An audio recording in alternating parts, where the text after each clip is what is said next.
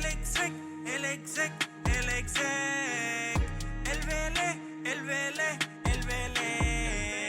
el fenómeno que todos quieren ser, el chamaquito que no pueden entender. How we doing, guys? Welcome to episode 97 of the Exec Talk podcast. I'm your host, Elva Les. Welcome. Like, subscribe, hit the notification bell, follow us on all our socials in the description. Thank you for all the support. And we are getting cooking, okay? Cooking. We're finally at a place where we're going to get constant content from all facets of sport.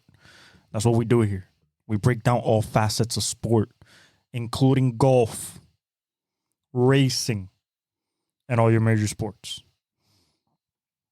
Starting off with the racing. Formula One. In Japan. At Suzuka. Remember I told you, hey, what happened at Australia is not necessarily what the common thing is.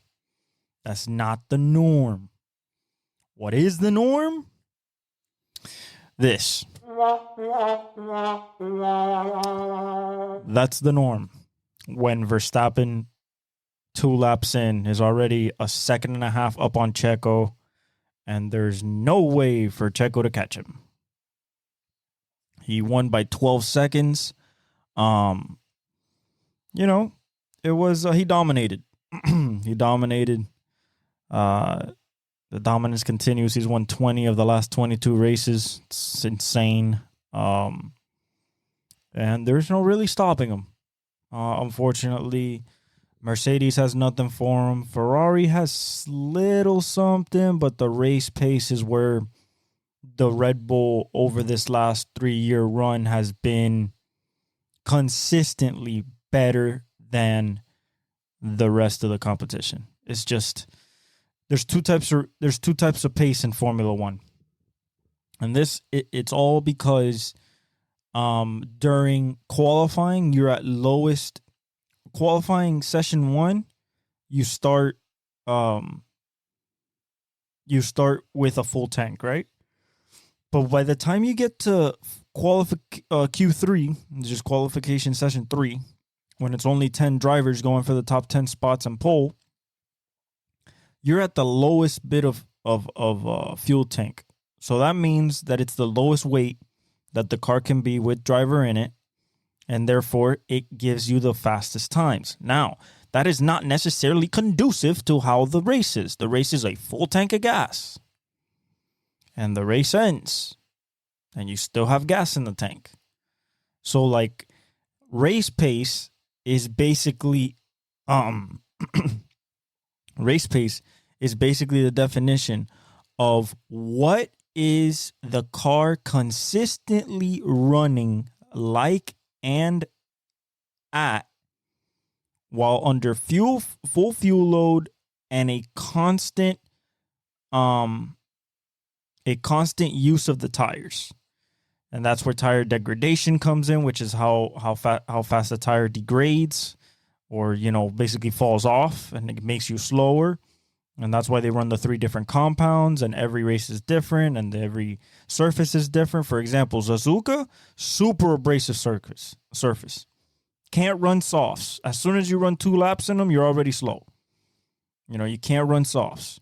Everybody started on mediums, then moved to hards. That was the smart play.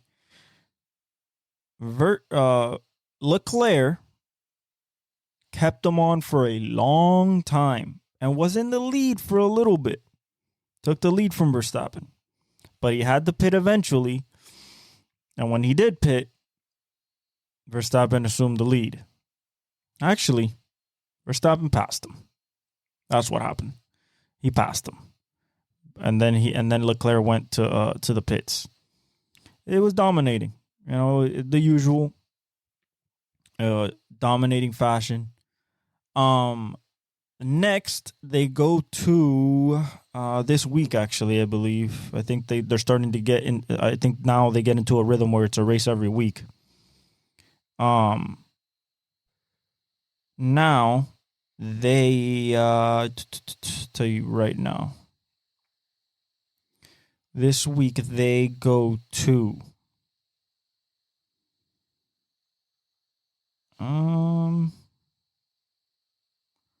April Chinese. April 18th to the 21st. So next week they go to China for the first time in 6 years. Joe Guan Yu's one of the drivers for Kick Sauber. That's his home race in China because he's Chinese. Very interesting. Gonna be different. They haven't been there in 6 years, so it'll be very interesting to see how the cars act around this track. You know, because this is a completely different car. So very could be a very surprising weekend. Versus, you know, the Red Bull might not be good. You know, there's always a hope.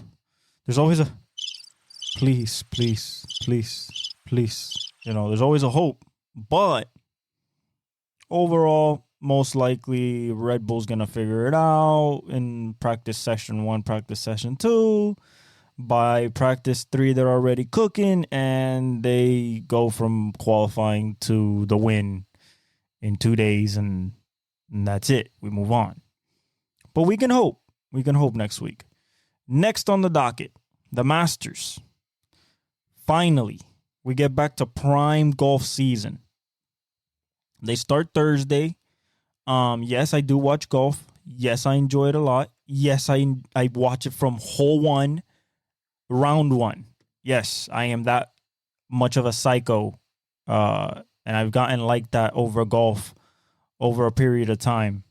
This is definitely an adult game that you know, it's enjoyable to watch, but it's more enjoyable to try to understand the type of shots these guys are taking. Like, these are the best in the world.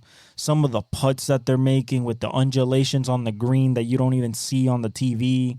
And stuff like that. The power that they generate with the swings. A guy like Scotty Scheffler, Dustin Johnson, John Rahm. Like, the amount of just power that they create and torque. Tiger Woods. He will be there at Augusta this week. Very excited to see him. They asked him, well, why do you keep coming back? And he just loves golf. You know, true sports psycho. You know, just like every great of all time. They all love their sport very much. And it's hard to walk away. Kobe. You know, Wayne Gretzky, Tom, he retired almost twice because he couldn't let it go. Brett Favre, you know, it's tough for people to let it go. You know, it's tough for people to let it go when you are in love with that sport. Look at LeBron, you know. So it will be a great tournament. Now, if we're talking about who's going to win, it usually falls upon a person in the top 10 of the rankings in the world. So people like I said, Scotty Scheffler, who's won it already. You know, John Rahm, who's run it already. You got Dustin Johnson, who's going to play this week, but he's usually on live. Always you can watch out for Phil Mickelson. Excuse me. You know, Cam Smith. You got Justin Thomas. You got always Jordan Spieth to watch out for. So all the big names will be there, Tiger included. We start Thursday early in the morning. I think like tee off is probably 6:30, 7 a.m. And on ESPN Plus, they start it and then they move into as the third and fourth round kick in. Then you get your CBS coverage and stuff like that. I'm very excited. I love Amen Corner, of course, 11, 12, 13. Those holes are notorious for changing championships and changing Sundays. If you guys don't like golf that much, I encourage you guys, implore you guys to watch at least Sunday. Watch Sunday, maybe the last 4 or 5 hours, or watch all of Sunday. You'll really enjoy it. Watch all of Sunday. Watch all the people trying to contend and really go for it. And then watch the last 3 hours. The last 2 groups. The guys going for the green jacket. This is the most prestigious honor in golf. This is the one that you want to win. Everybody wins a major, but not everybody wins a Masters. This is the creme de la creme. This is the pinnacle of the golf world. This is the most respected championship in the history of golf.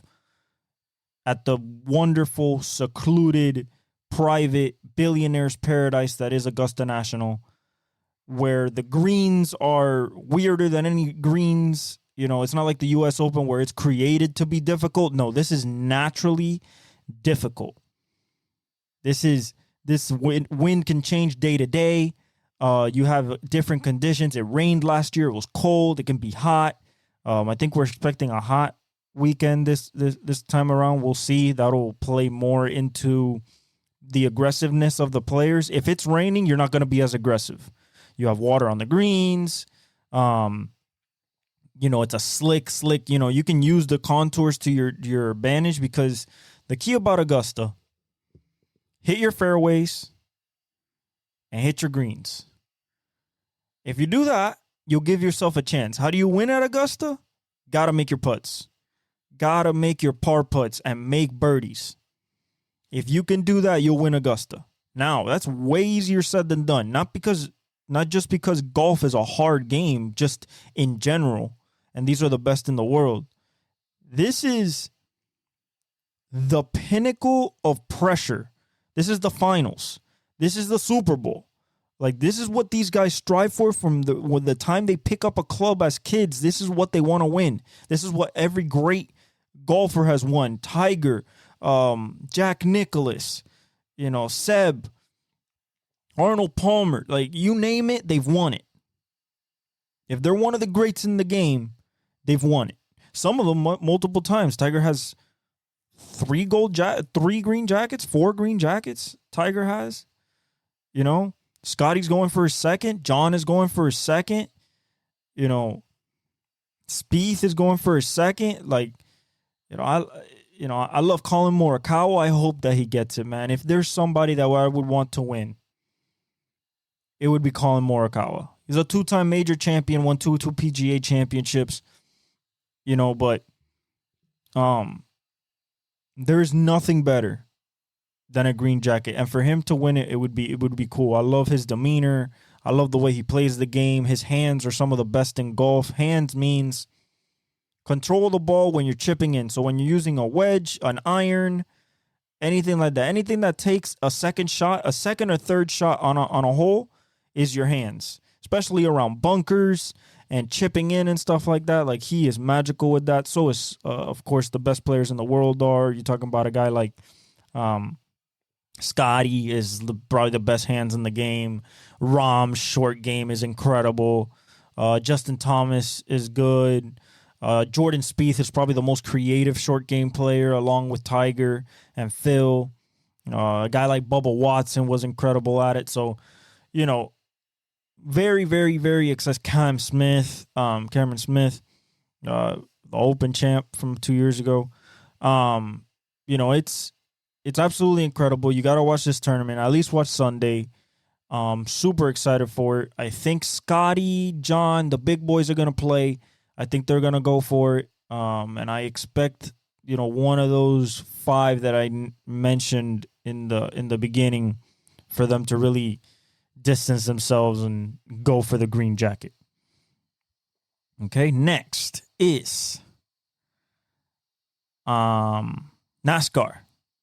Okay, so Hendrick Motorsports. Listen, it's been a domination by Gibbs. Gibbs and Hendrick have literally gone back and forth week by week of who wins. Hendrick, on their 40th anniversary of their first win, which was at Martinsville, which was where they were this weekend, with Jeff Bodine in the 5 car, which is the original Hendrick car, which is Carl Larson today. In their 40th anniversary of their first win at Martinsville with Jeff Bodine, they go 1, 2, and 3. The first team ever to go 1, 2, and 3 at Martinsville in over 63 years of running at that track, one of the oldest tracks in NASCAR. It's the 40th anniversary since 1984 of their first win. They dominated. They were going against Gibbs. They were going against Denny and Martin Truex and everything. But Hendrick really, like, they dominated. They led of the 400 laps. They led like 266, 265 of them between between Chase Elliott and William Byron. William Byron won, the driver of the 24 car, the most storied. Yeah, I guess you could say the most storied number in Hendrick Motorsports. I mean, you could say the 48 with the 7 championships with Jimmy Johnson, but I think Jeff Gordon, like, is the guy that when you think of Hendrick, you think of Jeff Gordon, or the 24, the DuPont Chevrolet of all those years.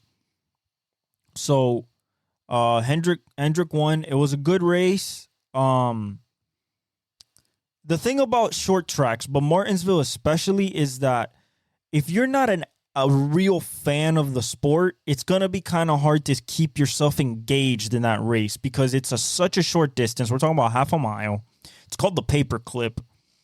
The thing, people can run over 100 laps with tires, which is what we saw. So you're not going to see a lot of, it's 400 laps, so you see some pit stops. But unless there's a lot of cautions, which there weren't this race, I think there was 2 or 3 cautions only. It's going to be a lot of green flag racing, and since it's half a mile, they lap each other in like pretty quick. You're talking about 10 to 15 laps after a restart or even at the start of the race, and the leader's already lapping cars left and right. Very tricky track. You have to control. There's a propensity at that track because you use so much braking, being half a mile, accelerating and decelerating so much, you could explode your brake pads, basically brake disc explode. You abuse the tire a lot. You try not to, but you abuse the tire a lot, and at the same time, because it's such close quarters in half a mile, you abuse the car. Now, the car's made out of carbon fiber now, not aluminum, which is what it was made with like all those years ago. Well, not all those years ago. Carbon fiber cars started 3 years ago. I believe the next gen car was two or 3 years ago. Might have been last year when they started using the next gen car, which was it's a carbon fiber body. Before that, it was aluminum, so it would just destroy itself, sheet metal, and you couldn't bump, and you could bump, but like you're gonna get some damage and stuff like that. But now they can push and stuff like that, and the car is rigid enough to take the beating. A lot of people spinning out if they don't take care of their tires. A lot of bumping and grinding, pushing out of the way, and that makes people like slow down and crunch up. So it can be a caution fest, but it wasn't, thankfully, and we saw some good racing, but once 30, 40, 50, 60 laps go in and you're in a green flag run, you're the leader's somewhere in traffic, and everybody's in traffic. Everybody's trying to follow them. And the best thing about Martinsville and short tracks is that the restarts are so exciting because like it is literally a race to the first 2 corners. It is the race to turn 1, the race out of turn 2, and the race into turn 3. Once you get into turn 4, the leader's already established. And like sometimes with new tires, starting a race, they can stay side by side for a little bit, but the inside in Martinsville is really where people make hay getting positions. And to win at Martinsville, that's why I said before they raced, so in Thursday's episode, I said, hey, watch the old guys. Watch the guy that's been there. For the most part, they dominated Chase Elliott and William Byron. And, you got Denny up there. You have Martin Truex up there. So they dominated. But I expected the old guys to dominate a little bit more. Now, Hendrick dominated overall. They had all 4 cars in the top 10. Bowman in the 48 finished 7th, or finished 8th. So it was still an exciting finish because there was a caution right before the finish. So to get the 1, 2, 3, there was still 2 laps that they had to battle through, but they did it. So shout out to Hendrick Motorsports. Shout out to William Byron. Congratulations on the 40th anniversary of that monumental first win for the team. And now you're one of the greatest teams of all time, and I believe have the most wins of all time. Have is the only team to ever lead more than 10,000 laps in every series across every series. I mean, the record books goes on and it's gonna keep going on and on. So shout out to Rick Henrik, aka the boss. That's what they call him, or Mr. H. Yeah, you are incredible. The team's incredible, and you're gonna keep winning championships. All right. Next. All right, let's get to some of the nitty gritty. First, let's start with the NCAA Women's Championship. Shout out North Carolina.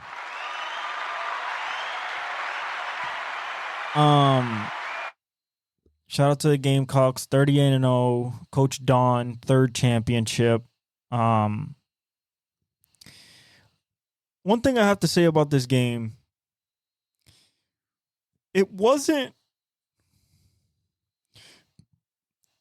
as if you didn't feel that that Iowa could win. But once you saw how much Cardoso was kind of dominating and really using that 6-7, it was kind of like, are they going to stop Cardoso? Can they stop anything that she's doing? And, man, South Carolina hit shots. Threes, midi pull-ups, layups. I mean, there was so many turnovers back and forth. It was getting sloppy, rebounding. South Carolina dominated.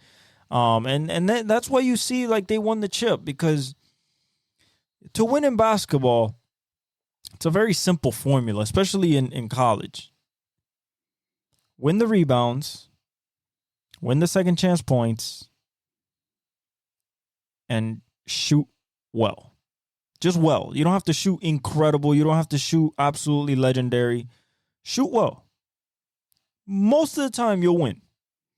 A bonus to that, win the turnover battle. But that's second chance points. Actually, no. Second chance points is offensive rebounds, stuff like that. But if you win the turnover battle, you win the second chance points, and you win rebounding, you should be able to win. That's a pretty simple formula for basketball. However, when you have anomaly at the center position, who's going to be a top five pick in the WNBA draft. Now, number one, that's Caitlin Clark, who scored 30, was super hot in the first half with 18, hit from three, was finding her teammates. But then Cardoso started to wear on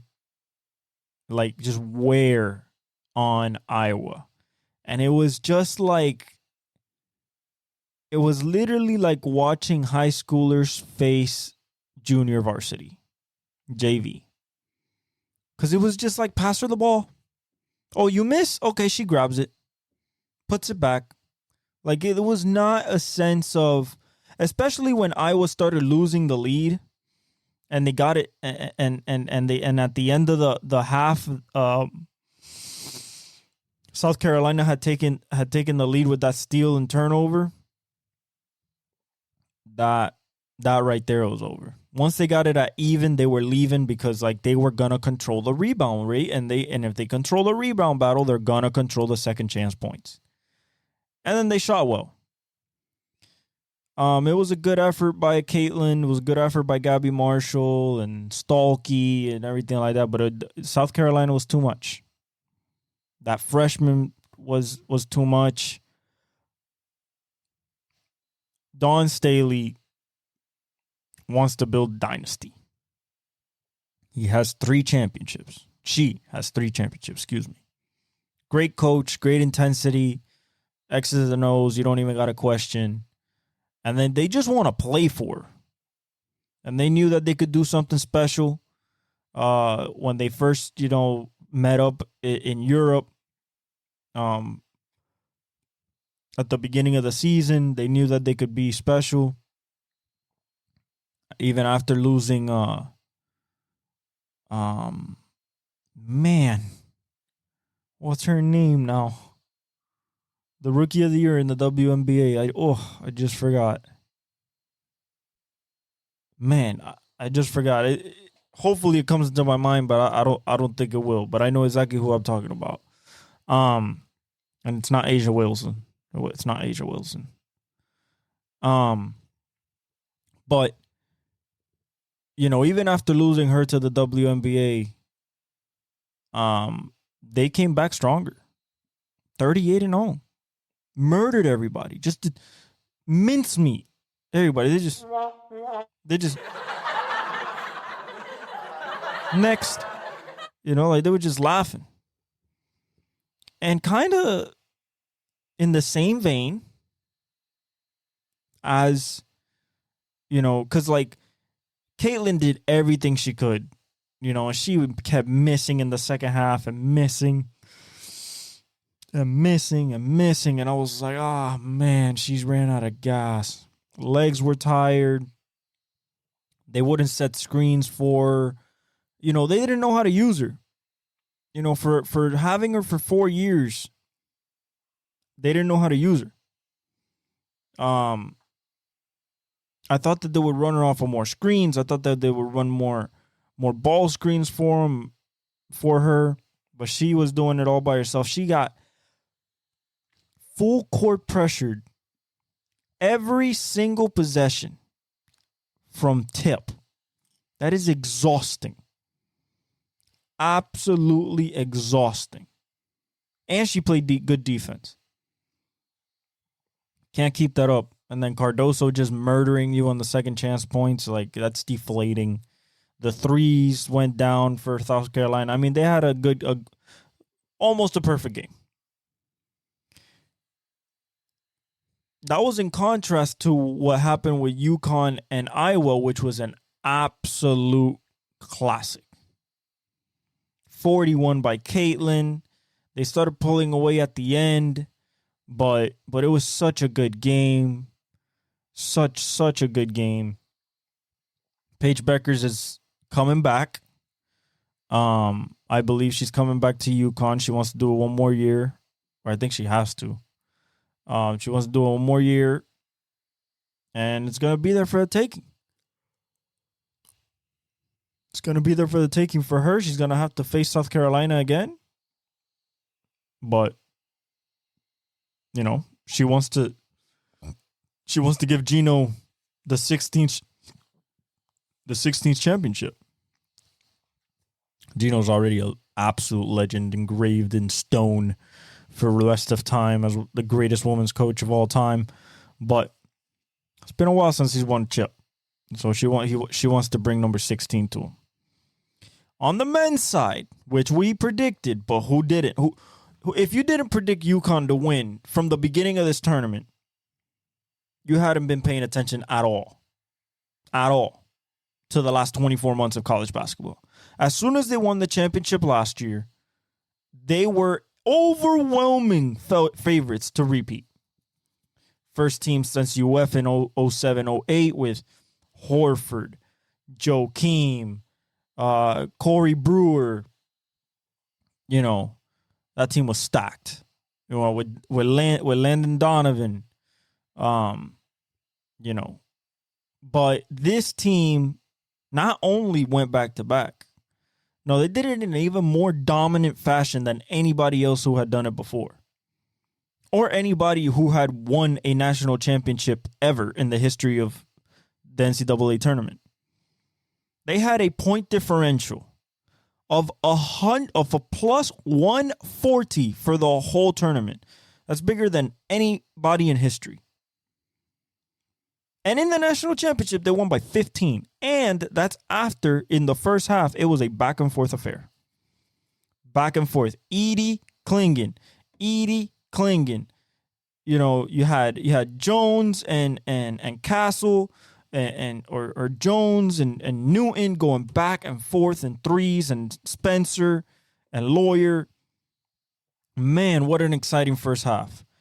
In the second half, what UConn has done the whole tournament, they turn you over, hit threes, and played great defense. And that's exactly what they did. They did one thing that nobody else could do. They had a dude that could match up with Zach Edey, not to height, because there's once Klingon 7'2", and Edey 7'4", 7'5", but in physicality, in let me get in your face, play you one-on-one, in skill, in touch around the rim, rebounding.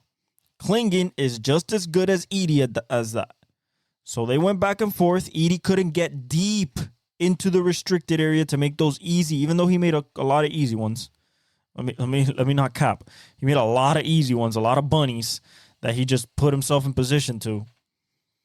But, Tristan Newton won MOP, which is most outstanding player, 2 times in a row. This is the second time he wins it in a row. So he won it last year. He won it this year.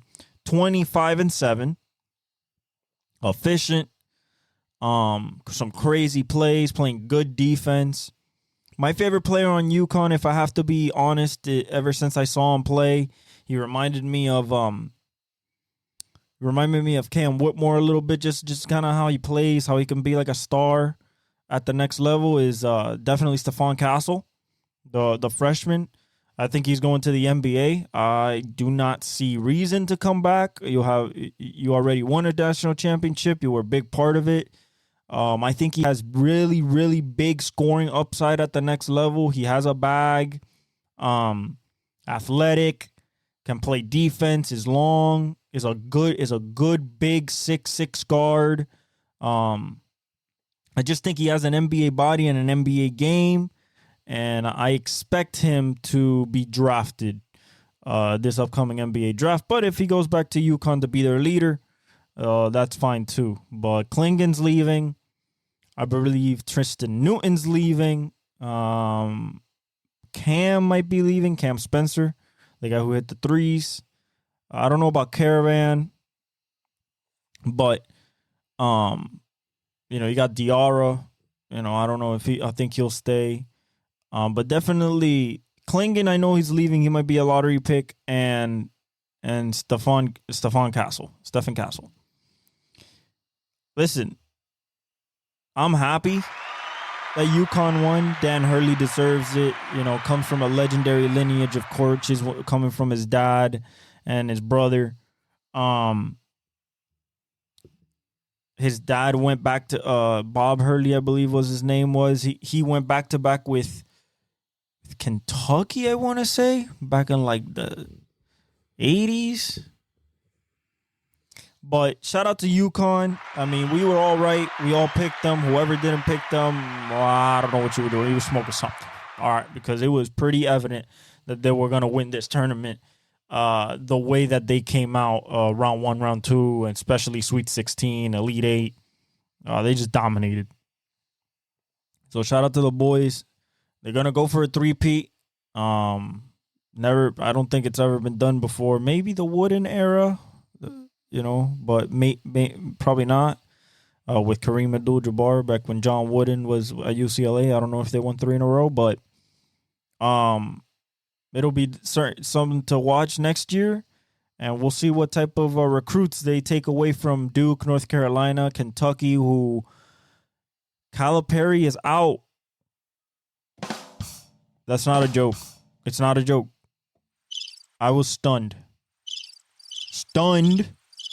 John Calipari, Coach Cal, Mr. Kentucky Blue, is going to Arkansas. I guess this is what happens when you've been throwing freshmen into the NBA for the last 10 years plus. His last championship, I believe it came with Anthony Davis and Karl Anthony Towns. Was his last championship? Oh, it was Anthony Davis and Boogie, I believe. And then from then on, or Jamal won one with Anthony Davis. I think Jamal won one with Anthony Davis. Jamal Murray. But he hasn't won in a while. If we go back to the national champions of the last 5 years, Kentucky's not in there. So they're used to winning over the last 20 years. I guess Coach Cal got tired of the young kids, wants to go to a different pasture. SEC is not the SEC of football and basketball, like he was out of Blue Blood, Kentucky. Very surprising for him to leave, knowing that he can always recruit the best players. You know, maybe he doesn't want to lose his team to the NBA. Maybe it was too NIL. Maybe it was like a Nick Saban move. Like it was too NIL. People were asking for just NIL and not how you can make them better, which coaches don't like. That's why Nick Saban retired. But, you know, it's a sad day because now where does Kentucky go? Supposedly there were rumblings that they were going to go after Dan Hurley. No, I think UConn is keeping Dan Hurley for a long time. Okay? So, but shout out to UConn, man. Shout out to Zach Edey. He put in 30. Played a great game, but to win a national championship, you can't just have a great player. Stephen Curry couldn't do it. You know, you look at the players, you know, Derrick Rose made it to the championship and couldn't win against the Kansas squad with Mario Chalmers and Brandon Rush. And, you know, I believe Jahlil Okafor was on that team. You know, one player can't win you the championship. And that's what we saw. You know, Zach Edey was not enough. The team of UConn won. You know, you had Cam Spencer hitting threes and Caravan putting his contribution, Diarra and Samson, Samson Johnson Jr., Castle, of course, Tristan Newton. You know, you had everybody clinging. You had everybody pitching. And shout out to them, man. They deserve it. And it was pretty chalky this year, the NCAA tournament as champions. South Carolina, which everybody picked to win, and UConn. But shout out to those programs. Now to the NFL. Okay, just a couple of things. Nothing really. You know, besides one contract, Kyle Duggar, 4 years. I mean, they were gonna keep him. That's their Pro Bowl safety. So, you know, they were gonna keep him. I didn't expect him to go anywhere.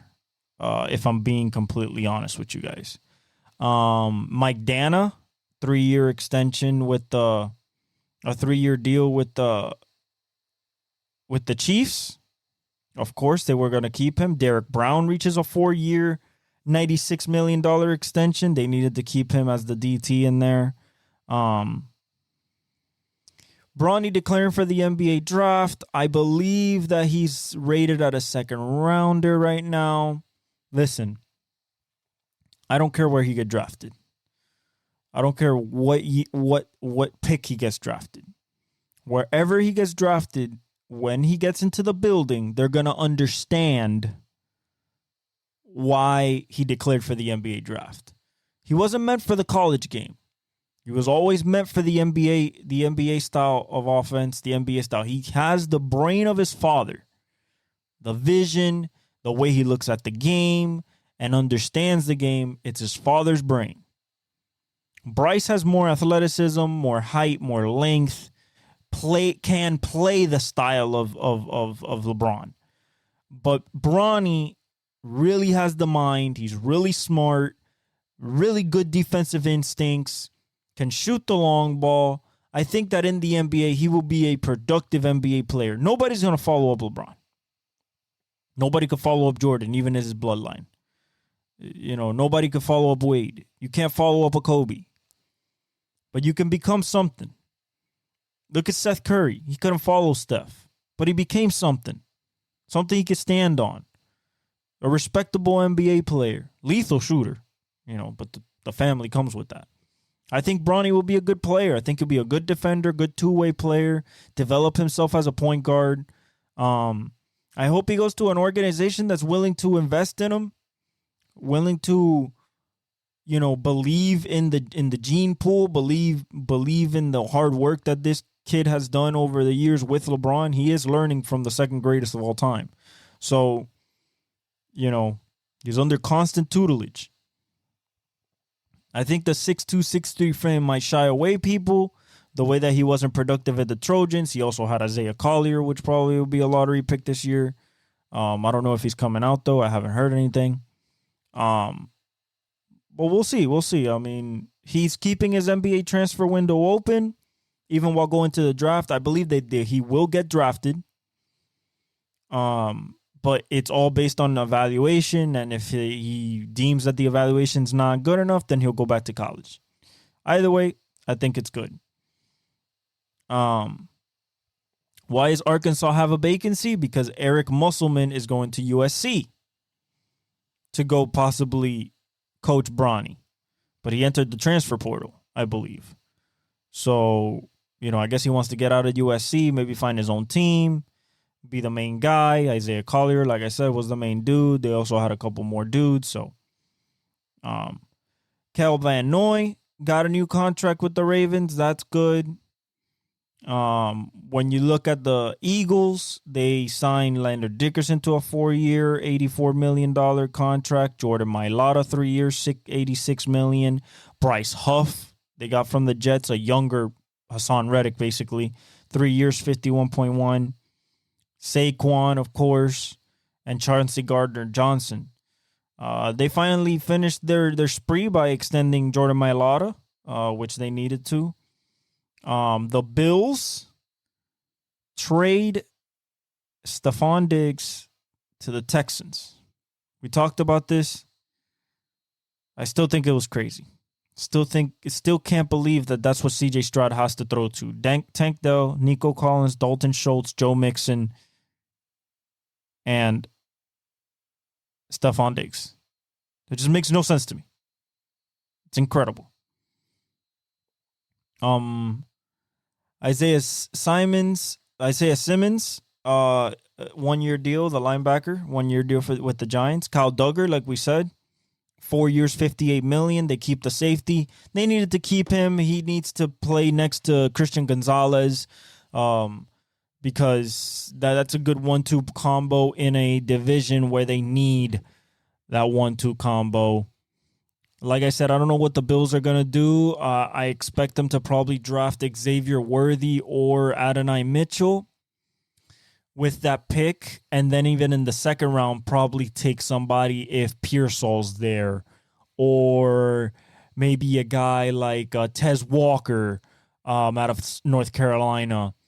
Guys like that, I think that they would take in the second round and try to build, around Dalton Kincaid and those two young guys. Along with Khalil Shakir, which is another young guy coming into his third year. I believe it'll be his third year. He got drafted 2 years ago. I think that would be a very solid squad to try to build around for Josh Allen. Now that you lost Gabriel Davis and Stephon Diggs. So Kyle Duggar, pretty good. Carson Wentz signed with the Chiefs. He's going to be in the Chad Henne role. Not that Mahomes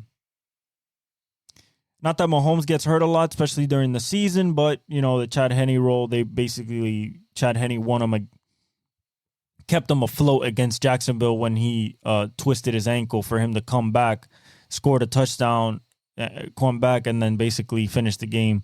So it was really that's really good by them. I think Carson Wentz, because Andy Reid was the one that drafted him out of Eagles. He was the one that put him in an offense to almost be MVP before he tore his ACL in 2017, and then Nick Foles and the Super Bowl and everything like that. But I think it's a good hire by the Chiefs. If there's anybody that can make them good, it's the Chiefs. And I think in that system and in that building, I think he'll become better. Avonte Maddox signs for $2 million with the Eagles for a year. Randy Gregory to the Bucks at the end, a year, $3 million. Justin Hardy to the Browns, 1 year, $1.37 million. Derek Barnett, 1 year, $2 million to the Texans, and Kendall Lamb to the Dolphins, 1 year, $2.5 million. Just simple things to fill out rosters. Logan Ryan, the veteran DB, corner, safety, nickel. I mean, he played everything. He retired after 11 seasons, 2-time Super Bowl champion with the with the New England Patriots. He was part of that Patriots dynasty, the second part of it, when Brady was there and Gronk and everything. It was mainly him and Patrick Chung back there during those days. But, shout out to him. Hell of a career, 2 Super Bowl championships. Will be forever immortalized in Patriots lore. A guy that everybody loved. And just a really smart player, kind of like a Darius Butler. Somebody that just knew where to be. Hard worker. Amazing football player. And cerebral defensive player. So shout out to him on a great career. The Los Angeles Clippers assistant Jay Larranaga, which is basically the son. I believe it's the son of Jim Larranaga, which is the coach that has been there for a long time. The old guy will interview for the Charlotte Hornets head coaching job. That's gonna be interesting. He spent 3 years under Ty Lue. I think that after 9 years under Brad Stevens and Doc Rivers in the Boston Celtics, I think that he's ready. I think that he's ready to take somebody like Brandon Miller and LaMelo and Miles Bridges and Nick Smith Jr. and Nick Richards and Mark Williams. I think take those kids, Trey Mann, take those guys and make something out of them, out of that team. UConn is actually 6-0 all time in national championship games, so that's pretty cool. Darren Waller told the Giants that he's undecided whether he'll play or not this year. I don't know if this is injury related or contract related, but if they don't get Darren Waller, they have to rethink what they're doing in round 2. If they don't get him for the season, because then it would be Bellinger. I mean, Bellinger's all right, former Ohio State grad, but I think that Darren Waller adds a dimension to them with Jalen Hyatt, and then possibly them being able to draft Malik Neighbors at 6. It gives them a different dimension at the tight end position. That I don't think it's easily duplicatable. You look at a guy like Darren Waller, you think of a guy like Kyle Pitts, a younger Kelsey, Kittle to some extent, Kincaid. You think of those like speedy tight ends, and when you're talking about Kyle Pitts and Darren Waller, I mean they're the speedy of the speedy. Talking about 4.4s. But it'd be a big blow for the Giants if he doesn't play. Hopefully he does though, because I would love to see a bounce back season with him. That would be most surprising. Very nice for him to go back to how he was at the Raiders at the beginning. Next is we're gonna go NBA. Okay, we're gonna go NBA. We're gonna start with some injury news. The Knicks, big blow. Julius Randle's going under season-ending shoulder surgery. He tried to rehab it. It didn't get better.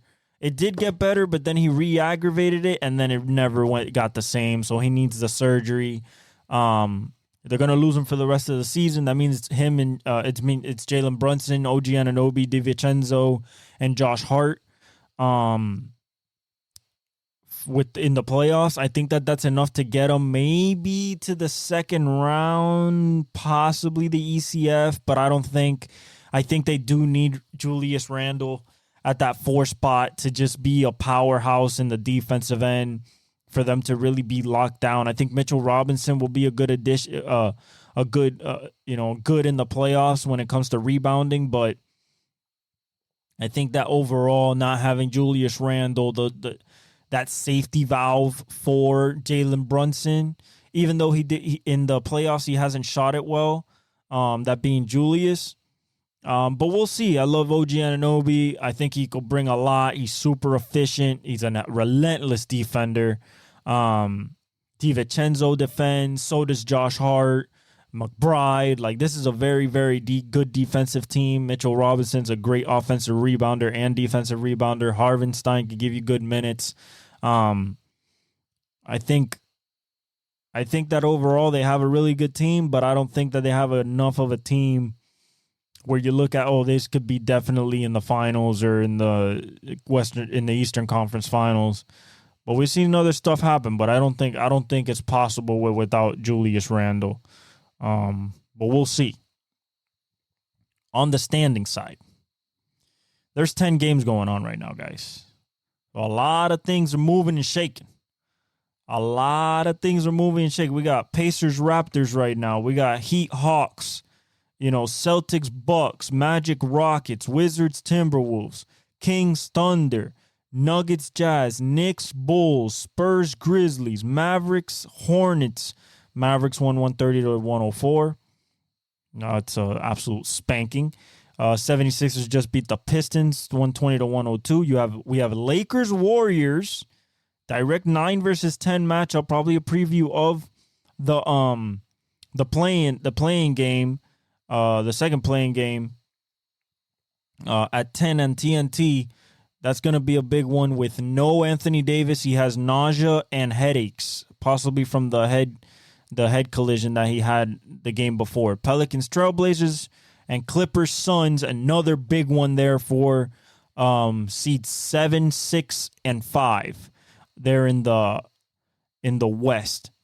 But if we look at these standings, so Boston we're not going to talk about. I think we've talked about it ad nauseum. The only thing about Boston is that I just don't know, guys. I really like looking at Boston is like looking at an imperfect sphere. And what I mean by that is like, man, it looks so good. It looks so good. But there's just that crack, that scratch, and it just doesn't make it a full masterpiece. And I think that's their problem with the three-point shooting.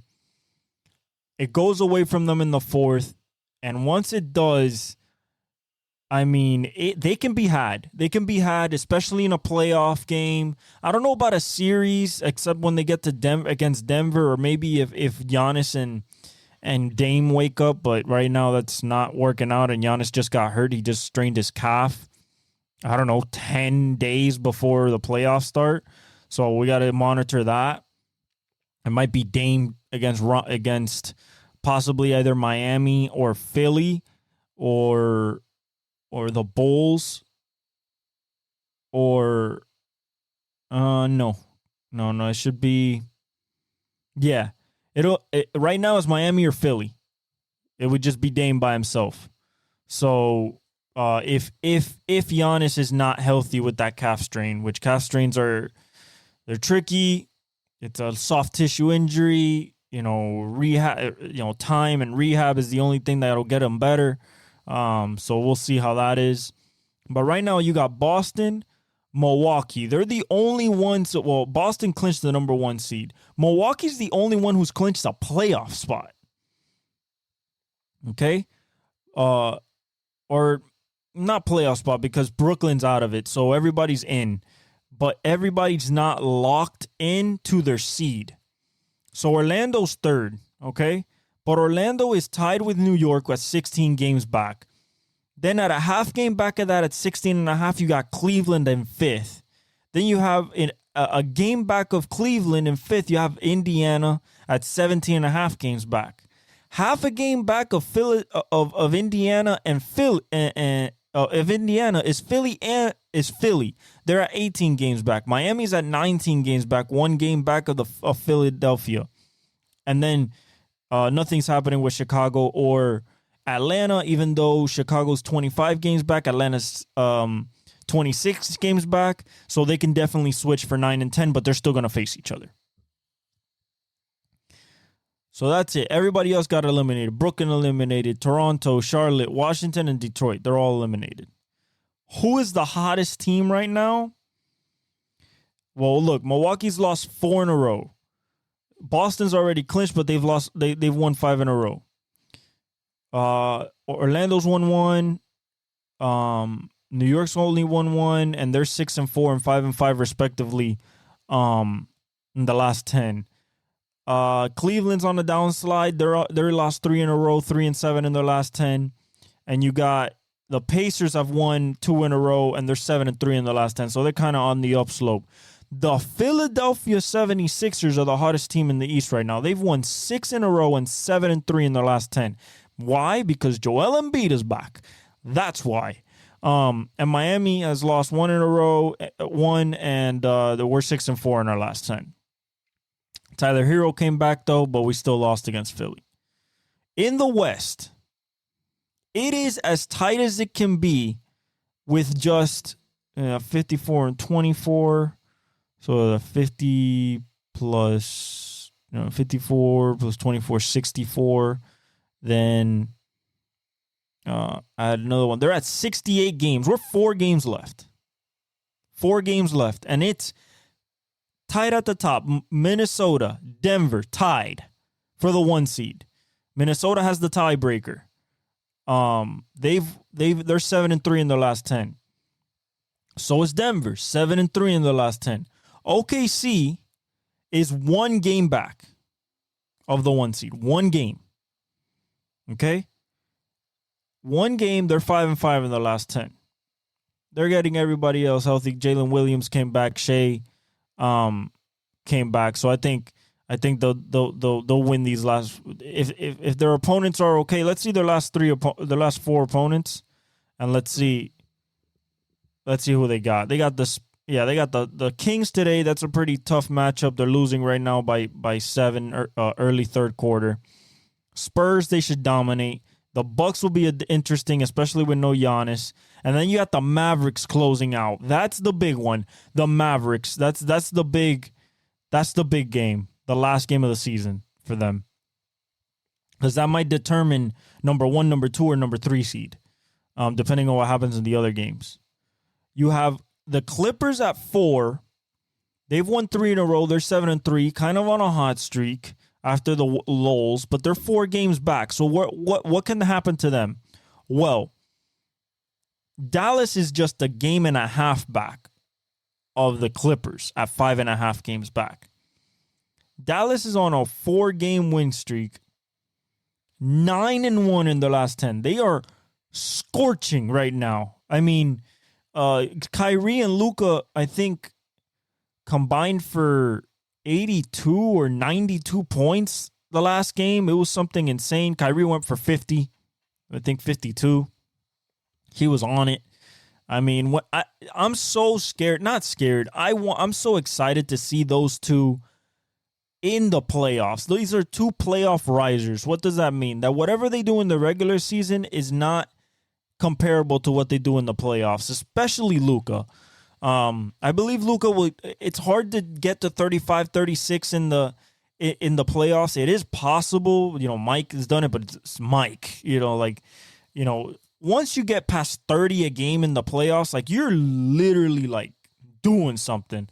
And Luka's constantly there.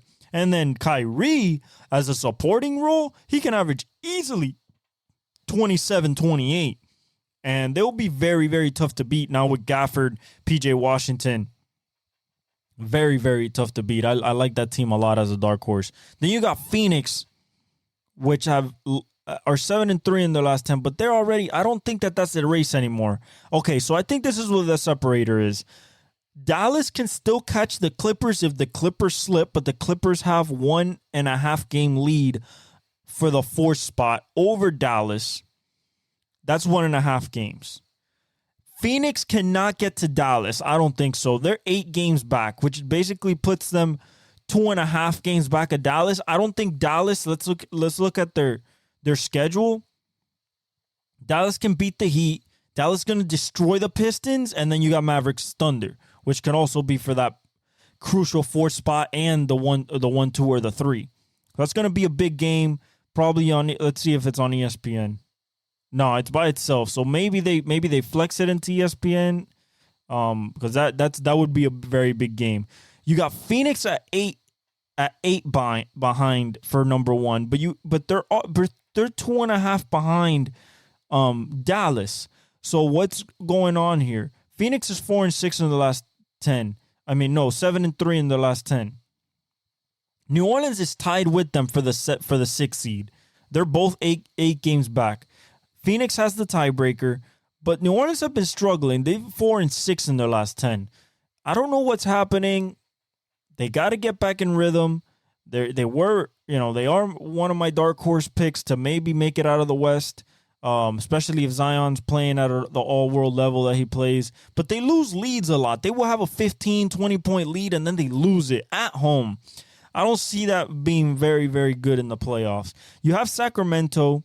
They're 5-5 in the last 10. They're 1 game back of the 7th seed, 2 games back of the 6th seed. The Lakers are a half game back of the 8th seed. They were for the 8th seed for 1 day, then they lost. So they're back to the 9th seed. 9.5 games. Basically a half a game back at Sacramento. 1.5 games behind New Orleans, and a full 1.5 games of Phoenix for the 6th seed. And then you have Golden State at 11 games back. A game and a half behind the Lakers, and they have to win tonight. If they win tonight, they gain a full game, so it'll be half a game. But they still face each other in the 9-10. But it will be in Golden State, which doesn't fare the best for them because in the season they play better away. They're 20-19 at home, 23-16 on the road. So they're 7-3 in their last 10. Golden State. The Lakers are 8-2 in their last 10. So they're kind of like surging right now, but they're not going nowhere. The Rockets got finally eliminated. Utah is eliminated. Memphis is eliminated. Portland's eliminated. San Antonio's eliminated. So it's gonna literally come down to the last 4 games of the season. And it's very exciting to finally be at finally be at playoff intensity and importance. We're going to see the best basketball in the world and this season in about a week. Okay. So, last but not least, of course, we got baseball, right? So before we get into any of the standings or how people are doing, I just want to say that Yoshinobu Yamamoto dominated the Cubs. 9 Ks in 5 innings. The fastball sitting at 95, 96, locating it perfectly. High heater, inside. He looked great. Perfect location, good pitch sequencing, and just destroying the Cubs hitters. So I think that between him and Shota Imanaga, because he pitched a gem against the Dodgers as well, between them two, they could possibly battle for the Rookie of the Year this year. Maybe the Cy Young. Too early to tell for the Cy Young, but for the Rookie of the Year, I think it's very possible. Even though Jackson Churio and there's some other people that will say something about that. So going to the standings of baseball. The Yankees are 9-2 in the AL East. Boston is 7-4, which is one of the most surprising teams to me this season so far in the young season, because Boston was expected to be last in this division, and last in this division right now is Tampa, which people weren't expecting to be last. And Toronto's 4th, and Baltimore was expected to be 1st, and they're 3rd. Early in the season, it's only 2 games back, 2.5 games back. Even the Tampa Bay Rays are only 4 games back like that. Nothing is really mattering right now because there's not people extending division leads right now. Too many little games have passed, and people are going back and forth. Boston stole a basic superstar, a super prospect, a guy that was highly touted when he made his debut about 2-3 years ago with the Cardinals, Tyler O'Neill. I knew about this kid when he first started in the Cardinals. This guy's jacked, 5'2" player, Man, as soon as he went to the Boston and I saw him there, I was like, oh, no, now these guys get him. And evidently, 5 home runs, leading the league in slugging, like basically early MVP superstar type of production. And I hate the Boston Red Sox. I'm a Yankees fan. So, for them to get a guy like that after they let Xander Bogaerts and Mookie Betts walk out the door to go to the Dodgers, it's kind of discouraging. They still have Rafi Devers. They have Rafaela, Valdez. They have some young kids, Tristan Casas. I love Jalen Duran. Like, I like their players. I like some of the players. Brian Bayo, of course, on the mound. I love their players, but, like, I'm a Yankees fan, so it kind of pisses me off that they have a Tyler O'Neill. For the Yankees, Juan Soto and Anthony Volpe are killing. Anthony Volpe in his sophomore season is slugging better, hitting better, being more disciplined, being even better shortstop than his Gold Glove season. Looks confident at the plate. Doesn't have that awkward uppercut trying to hit everything out of the ballpark swing that he had last year. Has straightened it out. Probably went to like drive line or something in the offseason and fix that swing path. So he presents the barrel better. So I like what the Yankees are doing. The pitching's doing really well. Rodon has been solid. Stroman's been great. Nasty Nestor had a great outing yesterday. Just can't wait till Garrett Cole gets back. It's gonna be, it'll be nice to have GC back in the lineup. Hopefully soon, in a month or month and a half. Baltimore 6-4. I'm not worried. Toronto, I think Vladdy's starting to get his power back, trying to get really healthy again. But Bo Bichette needs to get out of the slump that he's in. I don't know why is he in a slump. Schneider has to get back to his rookie self last year. Barrios, La Máquina, he's a Puerto Rican. I love him. Shout out PR. He's been pitching great. He pitched great yesterday. So I think he's a dark horse Cy Young candidate, Jose Barrios. Other than that, in the AL Central, Cleveland's first. Surprising. I thought it would be Detroit, but we're talking about only a game and I think the division's gonna come down to Detroit, Kansas City, and the Minnesota Twins. And right now it's Detroit in second by a game back. Kansas City's only a game and a half back. Minnesota's 3.5 games back. Like it's not nothing crazy. I love what Bobby Witt's doing this year. Possible MVP candidate. Byron Buxton is back to his old self from his injury of the last 2 years. It's great to see him in the outfield being old Byron Buxton. J-Ram is playing well for the Cleveland Indians. Josh Naylor. Rocchio, they're doing good. Their pitchers doing good too. McKenzie and Bieber. I think Tanner Bibee is hurt, or Bieber's hurt. One of the two. One of their big pitchers is hurt. So they're gonna have to lean on the others. But we'll see how that goes. The White Sox are last. They're already 6 games back. They're a lost cause. I feel bad for Luis Robert and Crochet. They deserve better as good players. The AL West, the monster of the AL West, surprisingly, Texas. Not really surprisingly, it's Texas. Pitching's still been dominant. Adolis Garcia started nuts. I expect Corey Seager to get on the same tear.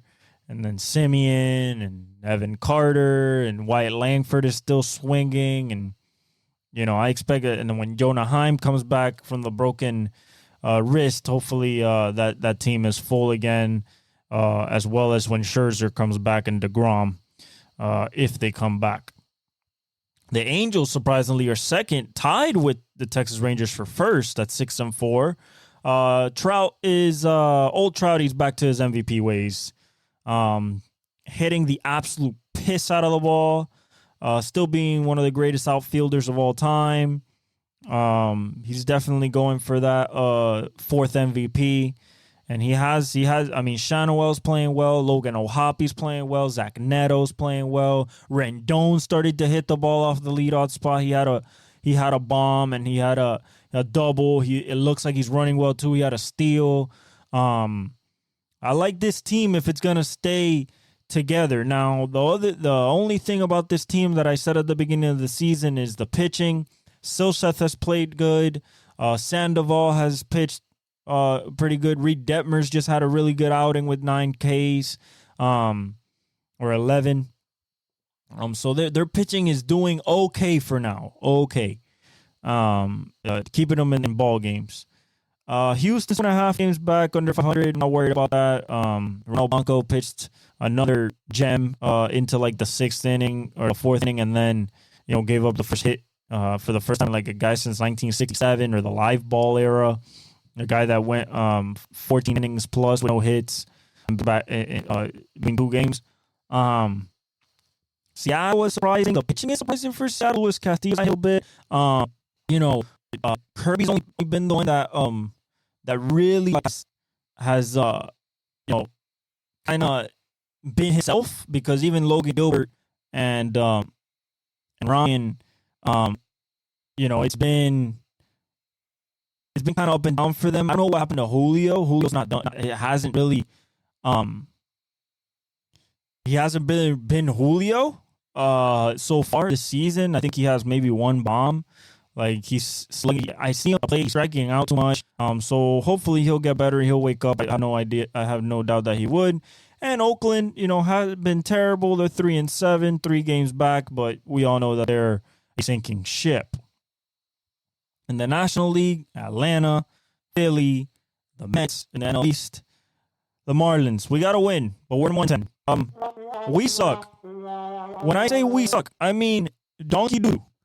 Pitching sucks if it's not Jesus Luzardo, and he got hit yesterday massively. Bullpen, awful. You know how awful it is? I believe we had a 7-1 lead, and we gave it up after the 7th inning. I don't understand. And we're losing to bad teams. Not even good teams. We're losing to bad teams. Washington's 4th in the NL East. 2.5 games back. I mean, we're already 6 games back. We're in White Sox territory. We are horrible. Phillies are doing well. Zach Wheeler's pitching good. Aaron Nola. Atlanta, got to watch out for Spencer Strider. He might have to go for Tommy John. It would be his 2nd. There is some damage on the UCL. They showed this past weekend. He was getting hit. The curveball wasn't moving, and then he got out of the game. It'll be tough. It won't be like impossible, but since they got rid of Mike Soroka and stuff like that, I don't know who they have in the pipeline to bring up, but they still have Max Fried. They still have Uncle Charlie Morton. So they still have pitchers, but to lose a guy that was the favorite to win Cy Young after almost a 300 strikeout season, but we'll see. The MRI is not really clear yet. It could be a strain, but that's still kind of a tear. So most likely they're expecting that he needs Tommy John again. He'll be shut down for the season or multiple seasons now because it's his 2nd Tommy John. Philly's doing well. Bryce is playing well. Trey Turner's playing well. The Mets, I need Francisco Lindor to start picking it up. Pete Alonso. Their pitching is kind of shaky. Kodai Senga is still good. But he's hurt, so he's not going to play anytime soon. Washington, I like the kid Lincecum. I've always liked C.J. Abrams, Mackenzie Gore, Josiah Gray. They just need to put it together. It's still early, though. It could still happen. The biggest surprise this year is the Pittsburgh Pirates, 9-3, leading the NL Central over the Brewers, over Chicago, over Cincinnati, and last place, St. Louis. I think it's going to be a race, though. Everybody's kind of playing well. Cincinnati, Ellie De La Cruz, they started to really wake up, and Spencer Steer, stuff like that. I need Christian Encarnacion Strand to wake up, and Fraley and Fairchild. So they have people that they can still definitely wake up, and Hunter Green has to pitch better.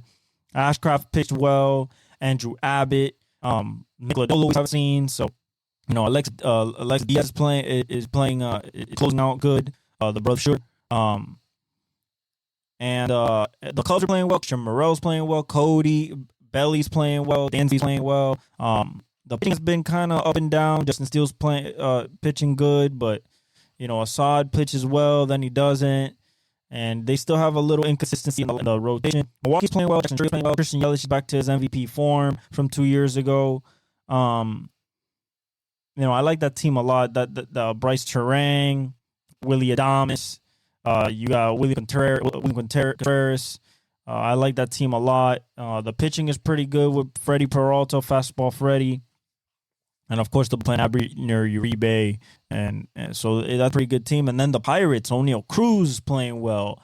Brian Reynolds, Brian Hayes. They're pitching with Keller. And, oh, man. I'll just tell you right now because it's not just Keller that pitches well for them.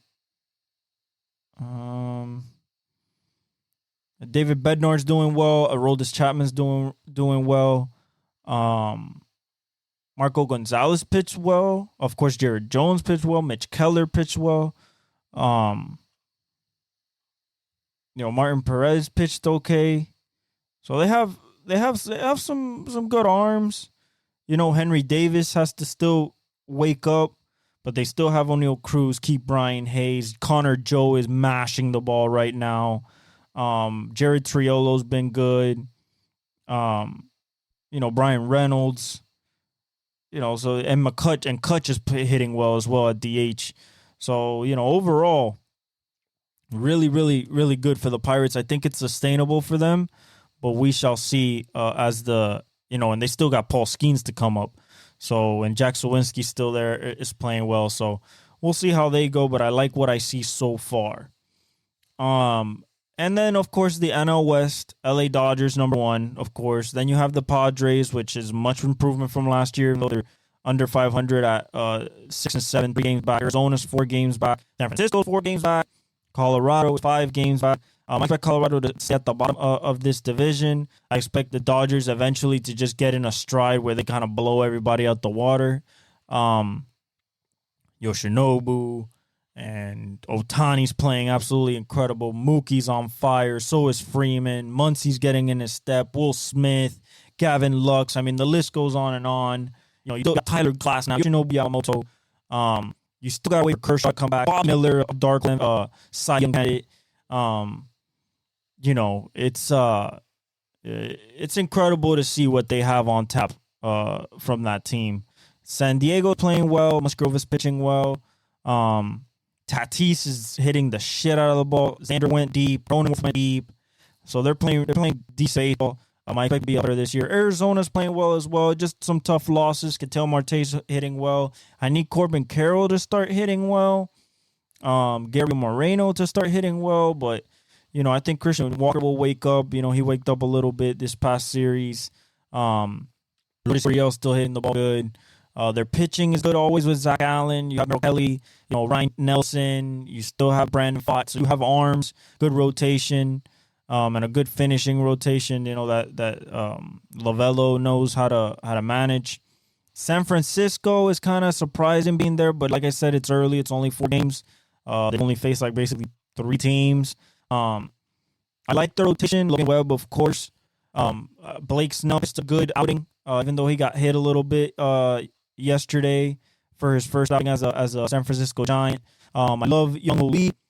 Michael Conforto's back to his Mets form, was hitting a bunch of bombs and making good, powerful contact. Lont Wade, I like Tyro Estrada, Wilmer Flores. So I like their team. Harrison coming, another young arm. So I like that team. I expect them to do better as the season goes on. And Colorado, with Nolan Jones and Ezekiel Tovar, it's just sad that Chuck Nasty has to be there, and those and Ryan McMahon, and Chris Bryant looks like he's depressed to be there. It's just gonna be a tough season at Coors Field. And with that, we have finished this episode of the Exec Talk, episode 97. Like, subscribe, hit the notification bell, follow me on all my socials. The link is in the description. I love you guys. Thank you. Enjoy the Masters. Enjoy the last little bit of the NBA season. We'll pick that up on next Tuesday.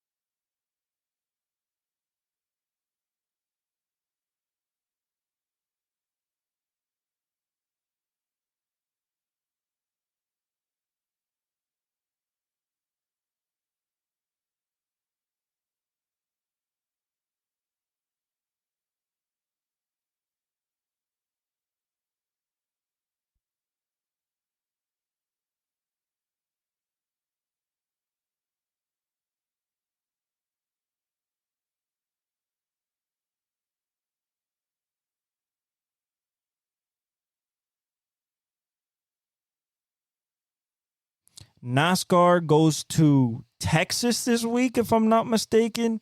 That's gonna be fun. Really fast racetrack. So that'll be very fun. We'll break that down more a little bit on Thursday. But I love you guys. Thank you for all the support, and I leave you with the outro.